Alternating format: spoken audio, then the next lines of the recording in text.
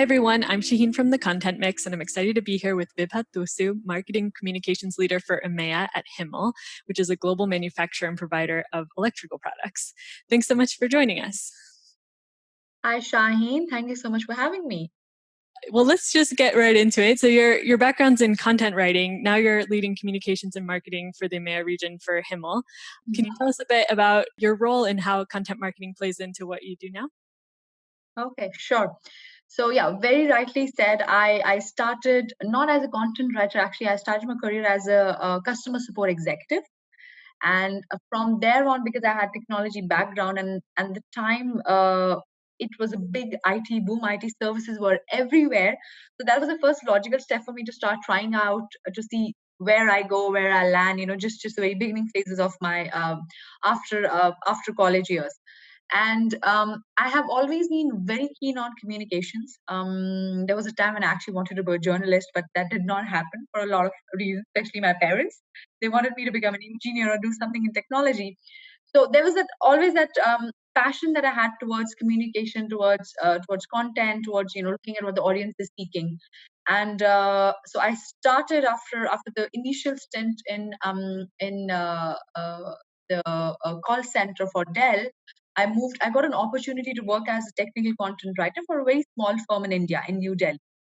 And I fell right in love with it because I felt it was something that was meant for me. It was a hidden passion to see what the audiences want, how to phrase it, whether it's technical, it's non-technical.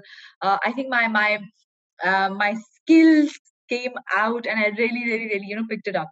And I got very soon from the small organization, I got headhunted into one of a big technology giants in Delhi, where I was again asked to support technical writing, a bit more towards the project side, project management side, where you're working with the end customer, getting the requirements, working on technical documentation, editing, proofreading, everything. So that was the next step, and ultimately from there I landed into a French multinational, Schneider Electric, where I got selected, again headhunted to work on a particular business unit's content development for their external market, for their partners, system integrators. um, then from then on, it has been no looking back, Shaheen. I mean, I think it just started with a very small step where I started communicating on the phone externally with the customers. From there, moving on to written content, then to technical content, and then coming into very industry specific content with the with Schneider Electric.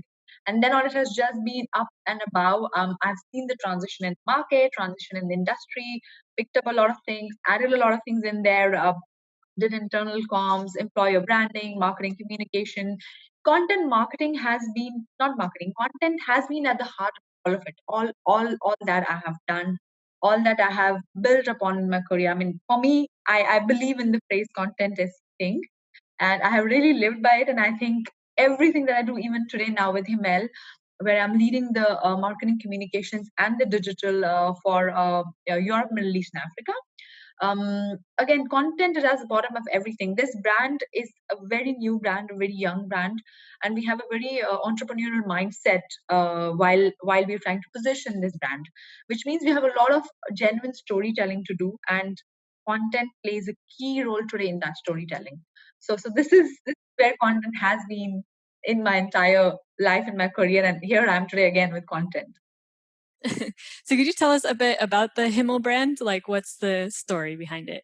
Because Yeah. and you've also refreshed the brand recently. So can you tell us about kind of what's the positioning now? Yeah. So Himel is a brand it's a 62 years old brand. It was founded in Spain. We have Spanish roots. We are today established across the globe. We are a global brand, primarily selling in Southeast Asia, including China, in Middle East and Africa, Central Eastern Europe, India, Sri Lanka, and Bangladesh. It's what we call the Greater India today. This brand is primarily serving the industrial automation industry, wherein we have products right from contractors to switches, to panels, to home electric devices, to switches, everything. Our brand has gone through a major shift in the last 5 years, if I may say that correctly. We are part of a big group, a French group, but we are not associating with that brand, with the parent company in the market when we are selling.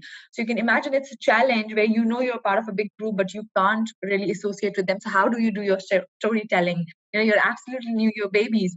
So we have tried to refresh the brand since I took over in the last 1.5 years now almost. We were not digitally very, very active. We have tried to change that. We brought in that, how should I say, awareness around the brand on the digital platforms. We did a launch with Instagram a few months back. We're trying to reposition the brand today, not too much with the end user, but a lot within our own industry players versus our competitors to get that share of voice in the digital landscape, and also with our key partners who we work with. So this is where we are today. So the next step for us is to start building that bridge with the end user, and we are coming to that. That's the next part of the storytelling. Mm-hmm. Okay. So in terms of like content channels, which are most important for you right now? Where are you putting your emphasis? I think what's working well for us today is Facebook. And what is really working well for us after the new launch is Instagram. I have to say, Instagram really is one of the most popular content channels today, and I'm not surprised why. It's very pictorial, it's very visual, it gives you a feel instantly. You don't really have to go through lengthy text or content to really understand what something is being spoken about. Facebook is working very well for us because the community that we work with, the community for electricians, the community for retailers, resellers, are still using the Facebook platform a lot, especially in the region where I am working today, in the Europe, Middle East, and Africa region. Facebook is very, very popular. So these two content channels are working very well for us. Yeah, it's interesting. Your audience seems like very specific and kind of niche. So, and Yeah. I think these channels weren't so popular for this kind of B2B kind of marketing in the past. So, what do you think has changed, and how are you reaching? What's kind of your tactic for reaching this very specific audience through social media? I think on Facebook, my tactic for this is, we have a lot of videos, much smaller, very short videos running about our products, highlighting the key features, what the product is all about, or the product is beginning. So that's a lot of uptake that we are getting, a lot of traction where we're seeing on Facebook. I think how this interests B2B business people is that, very instantly, very quickly, they get to know about our products. We get a lot of queries.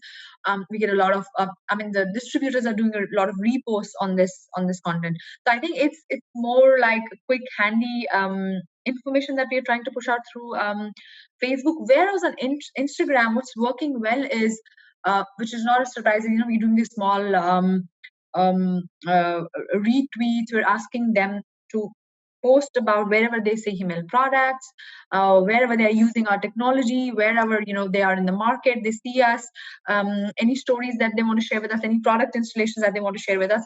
So I think Insta is more like the two-way sharing rather than us just pushing out information. But Facebook is more about us telling them about our business, about our products. So I think this is where we are trying to build a good mix of not just a monologue on Facebook, but like a dialogue on Instagram. So I think this is how we're positioning it today. So who are the people like sharing on Instagram? That's like your, like you said, your distributors, or? Yes. So so our go-to-market, Shaheen, is the channel marketing, if I may say, which means we have our distributors and they have their own resellers, and then they're selling to the end users. So typically, when our distributors take orders from us, they stock our product, then their own network of resellers takes the products from them, puts it in the regular point of sale shops that you see in the regular stores outside, like the electricity shops where you have the bulbs, you have the switches, you have the extension sockets, and then the electrician comes in, or an end user comes in, and they buy the products from there.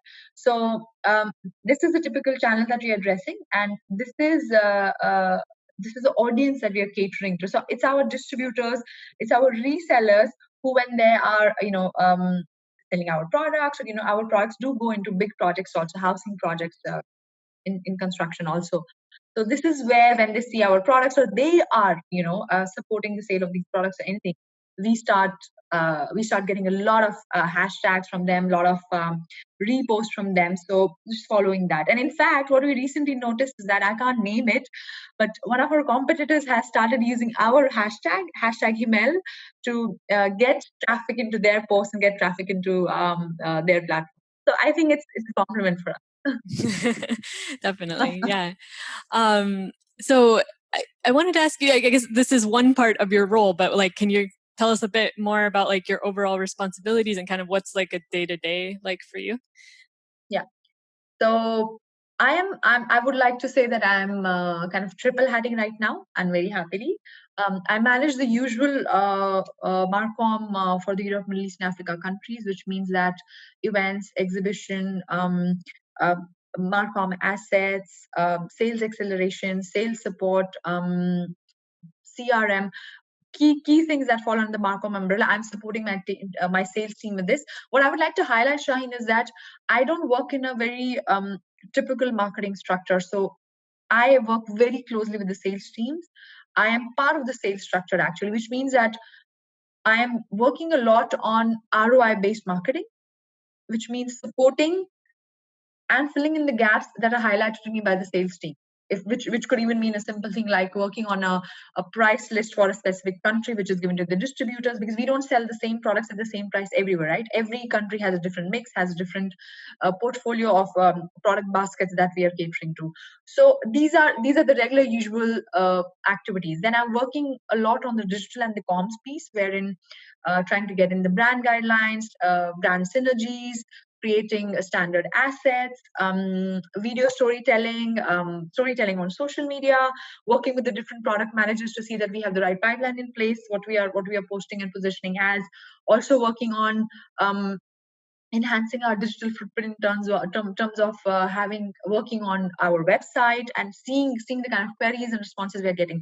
So I'm doing the digital bit, and I'm doing the content bit underneath it, and I'm doing the content bit underneath the regular Marcom operations also that I'm supporting the team with today, and with a bit more focus on channel marketing, the retail segment, because this is where we are essentially selling. That's our go to market. Mm-hmm. So Okay. this is what I can tell you about the mix of my role today. When it comes to like so it sounds like a lot of the content is like based on the products. I was wondering like where do you have opportunities for storytelling, and I mean other type what kinds of other types of content do you do, or where have you been creative, I guess? That's a very true comment made there, Shaheen. We are all about products, and we are a lot about products. Um, the place where we do storytelling is that where do these products fit? So if I'm talking about a switch today that is a smart switch that you can operate with Alexa, I have a story there to tell, right? I have a story where I can say that this is a smart home, this is a future-ready home, and this is what Himel is bringing to you today. So this is where we then actually started building the storyline with the end users. So we are doing these stories, and then we are doing stories where we're actually talking only about, as I said, the products applications, and also talking in general about what we call the success stories, the project references. For example, we have a big project in UAE where we supplied a lot of electrical components, wiring devices in the end project, right? So we pick that up, we build that into a story, and we talk about that also. So we are basically positioning ourselves in terms of application, in terms of products, and then in terms of how do our products benefit your life? How are they making your lives easy? So we're trying to build the stories around these three key pillars. Mm-hmm. Okay. So do you have any examples of like projects or campaigns that you're especially proud of, either at Himmel or previously in your career? There are some that I can't talk about, but the recent ones that we have been proud of are basically we did a campaign around last year around Father's Day, where we were targeting the DIY segment. DIY fathers are the DIY heroes. We got good traction on that. And we do have some products in our wiring devices category, which is like basically a toolkit, which any dad or any man today would love to have. So that was one successful campaign where we were able to link up the DIY, home electric, and Himel, bringing it all together, right? Dependability. Himel is all about reliability. That's what we say. We're affordable and we are reliable. So I think that's what fathers are as well. They're reliable and they get everything done at home, and they are the DIY champion. So that was one campaign that worked very well. And then this other campaign that I mentioned to you, the storytelling around Alexa and happy homes, especially during the time festivities and Christmas, we did a campaign around this, that, how during festivities you can forget about everything else, just focus on your festivals and let a bit of home automation take care of your regular mundane activities at home.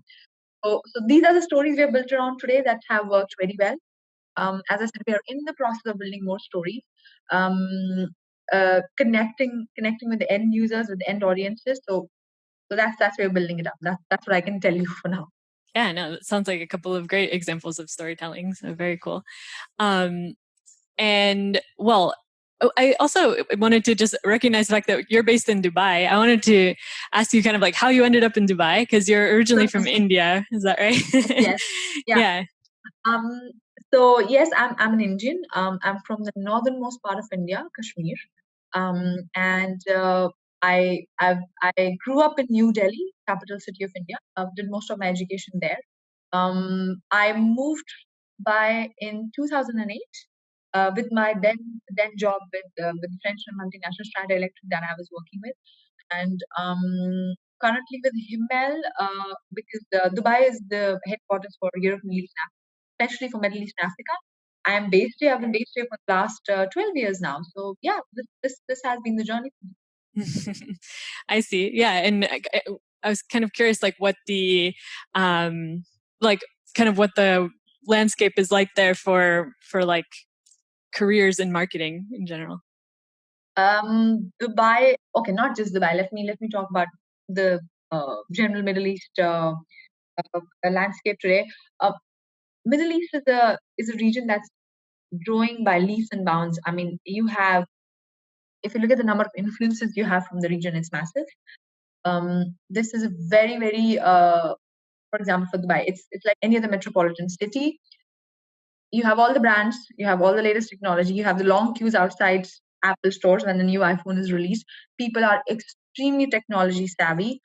E-commerce has boomed massively in the last 2 years, not just because of COVID, but in general, because there's the audience awareness here is it's insane. So trust me, the entire rainbow of marketing, everything can be done here. You can do everything. You have events, you have exhibitions, you have digital marketing, you have influencer marketing, you have social media is insane, Instagram is insane. There's nothing that is not done here today in marketing that I would say is missing. Everything is covered. It's the sun and the sand place. People love it. But it's nice. Different landscape, different challenges, because this is a country where you have more expats than you have locals. So when you're marketing something, especially when it's about end user marketing, you have to really keep in mind the sentimentality, or the sensitivity that the locals might have towards certain products, and then we as international expats might have around certain.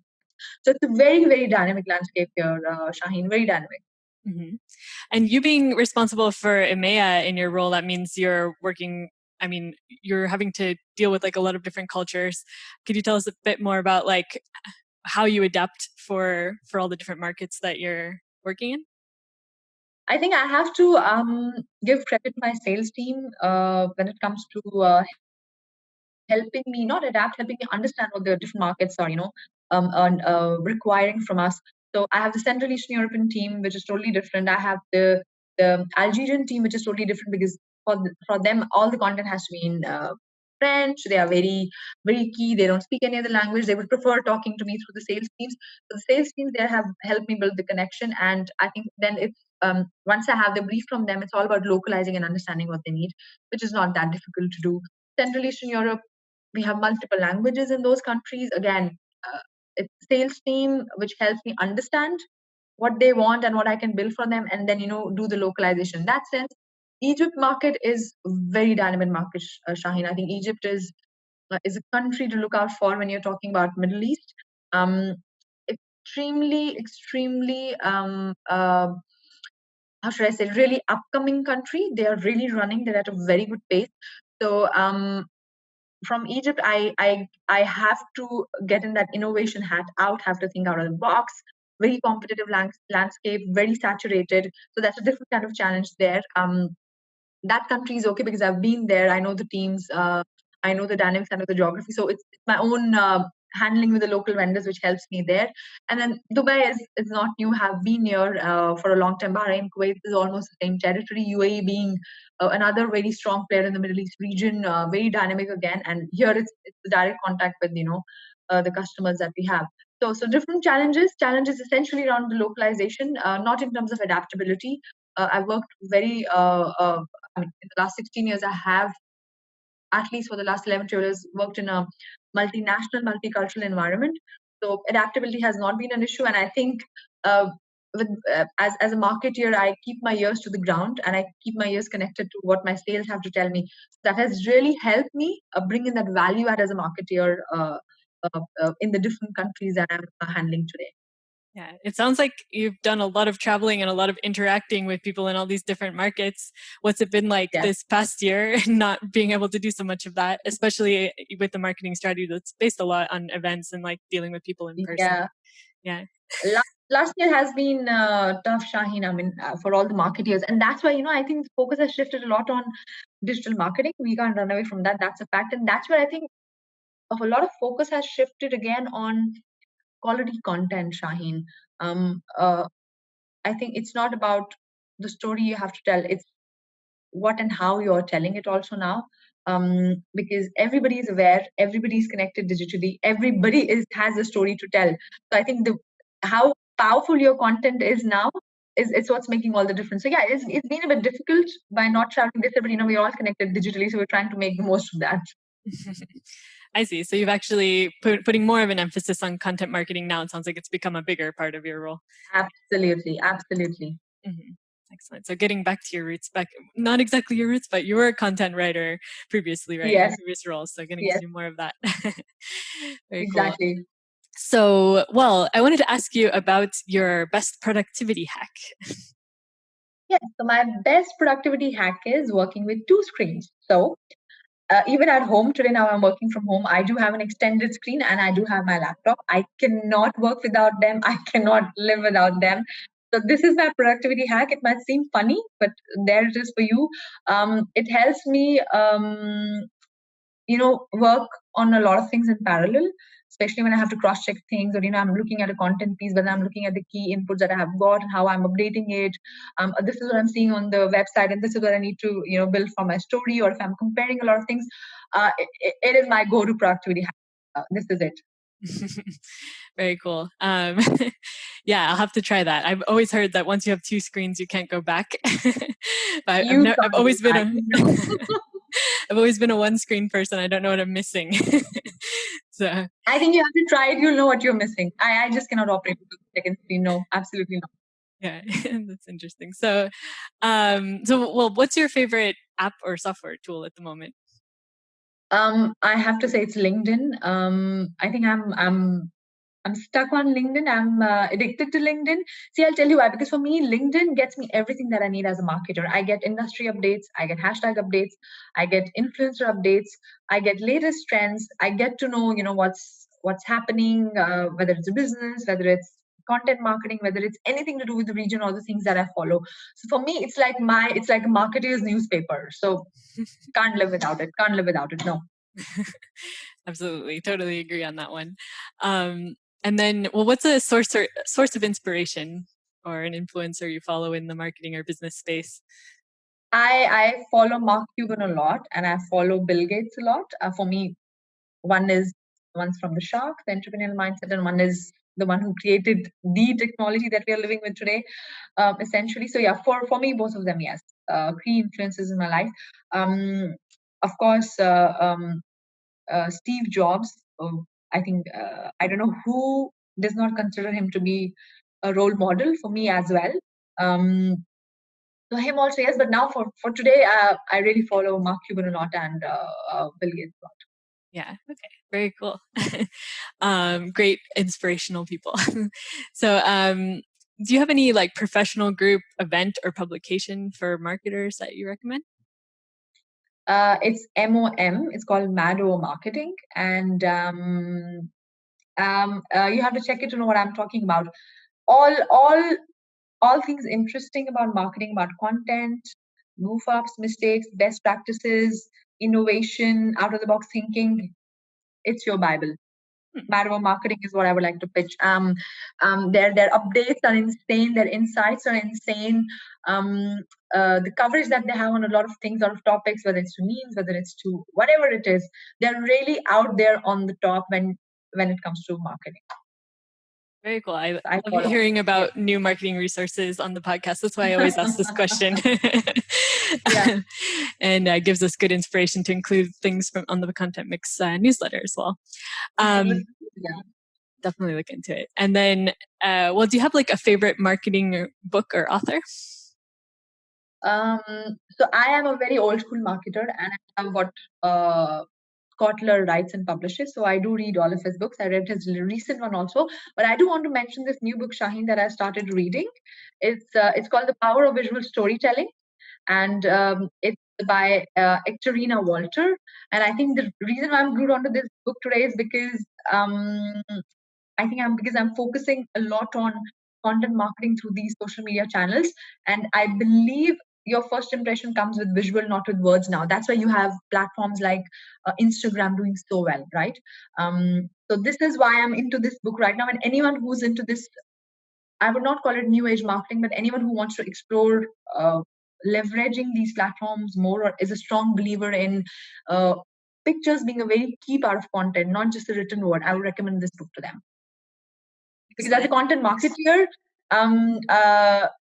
I don't want to remain stuck on the written word as content. For me, a single picture is, worth 1,000 words, as I say, is again, strong content piece. And sometimes even building that one asset, that one picture, that one digital piece of content takes a lot of time, Shaheen, takes a lot of inputs.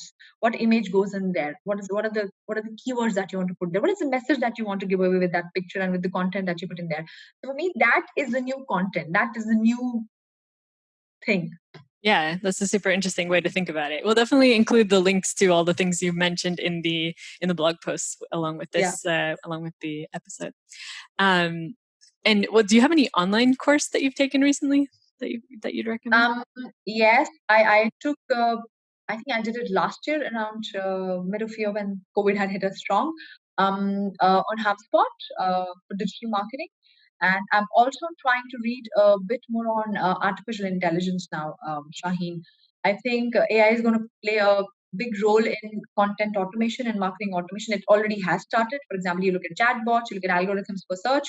I think that's the next step where content marketers have to start thinking about, since we know that next year we will not have the third party cookies enabled anymore, which is all it's going to be all about our visitors wanting to sign in and agreeing to receiving any information from us. So I think there's a lot of technology change that is coming in, that as us as content marketers have to be really glued onto and keen onto. So this is something that I'm reading today, and I did that course on on the digital marketing bit from HubSpot. But yeah, please go do check out and read on artificial intelligence, how it's going to have an impact on us as content creators or marketers. Yeah, super interesting. Well, if you have any like specific resources on that, I can definitely include those in the blog post as well. I'll try to share some with you. Yeah, that'd be cool. Definitely the future. So, well, we're reaching the end of the interview. So I just wanted to ask if you have any parting advice or any final takeaways for other global content marketers. I have a quote that I would like to share before I say anything or give any advice. Lee Oren said that content is the reason why search began in the first place, right? Because if there was no content, we would have had nothing to search for, and based on that, everything got created, right? My only advice is it's what I do. I'm not following the rules. I'm not following the trends, to be very honest. What I bring onto the table when I'm thinking as a content marketer is definitely, yes, what I would like to see, what would touch my, and what would I do if this was my own business, if I was running it from a very entrepreneurial mindset.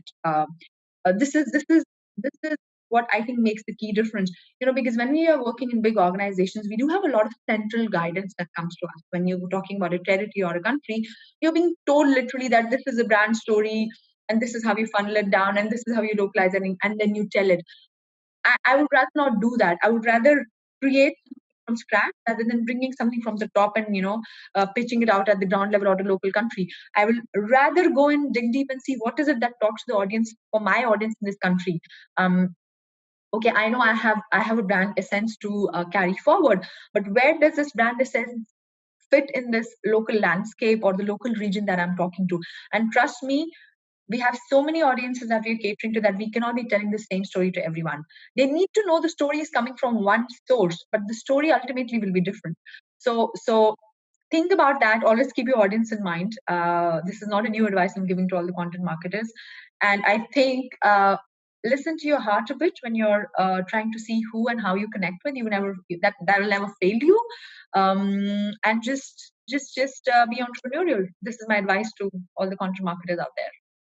That's great advice and a great note to end on. So thank you so much, Vibha, for sharing your insights with us today. Thank you so much, Shaheen. It was lovely talking to you, and thank you for having me once again. And thanks everybody for listening in. For more perspectives on content marketing, check out veracontent.com/mix and keep tuning into the podcast for more interviews with content experts. See you next time. Bye-bye.